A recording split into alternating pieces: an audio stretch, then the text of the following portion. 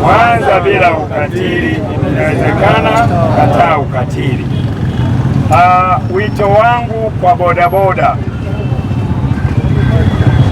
pamoja na ubize wa kutafuta kipato tulionao, kipato hicho kiende kilete manufaa kwenye familia yako.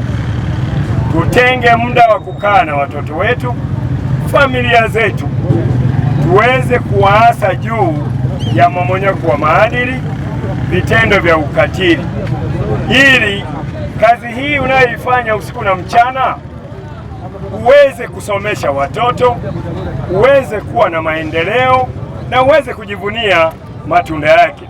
Lakini kuna baadhi ya bodaboda wanalalamikiwa kwenye vitendo vya unyanyasaji wa kijinsia na ukatili. Niwaombe, kila kituo kina uongozi wa pikipiki.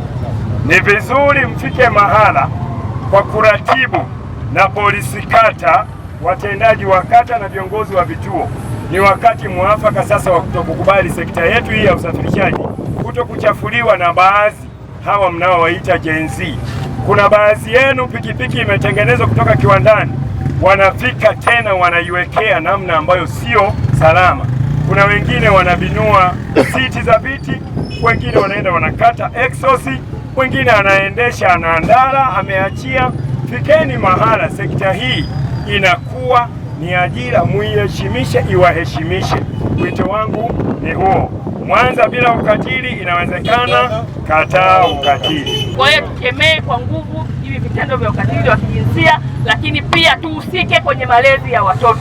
Usiwe huku unafanya biashara, ukienda wewe unaondoka mtoto hakuoni, unarudi mtoto hakuoni. Hebu jitafutie muda, fanya biashara, tafuta muda hata siku ya Jumapili, kaa na familia yako, ongea na mkeo, ongea na watoto wako. Baba na mama wanahusika sana katika malezi, sio mama tu. Mtoto akiharibika huwa mnalaumu sana kwamba ni mama yake. Hapana, wote tunahusika kwenye malezi.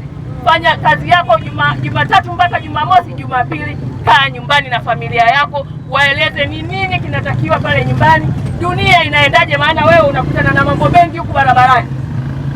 Mambo yanaendaje? Tuishi hivi wanangu, nataka hivi, kuwa na msimamo na wewe uonekane siku hiyo una sauti, sio mama tu aonekane na sauti. Mio mbilangu. Na pia katika majumba yetu kuna wanaume wananyanyaswa, ndio basi msisite, kuna kitengo cha dawati la jinsia.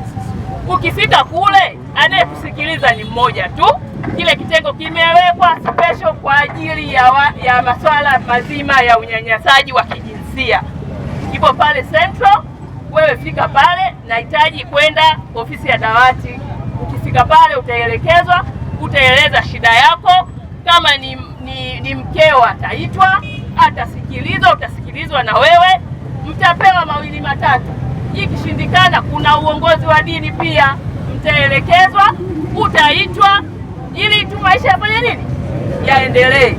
Jambo la jingine, sisi viongozi, nyie watu wa bodaboda na wote wanaonisikiliza, tunatakiwa kwanza tumjue Mungu, kila mmoja kwa dini yake.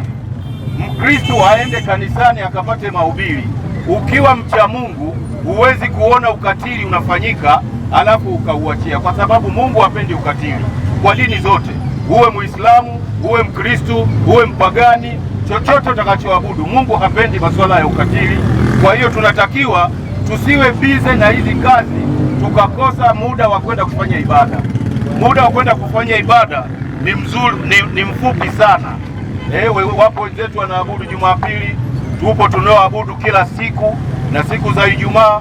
Kama wewe Muislamu, nenda msikitini, nenda kama Mkristo, nenda kanisani.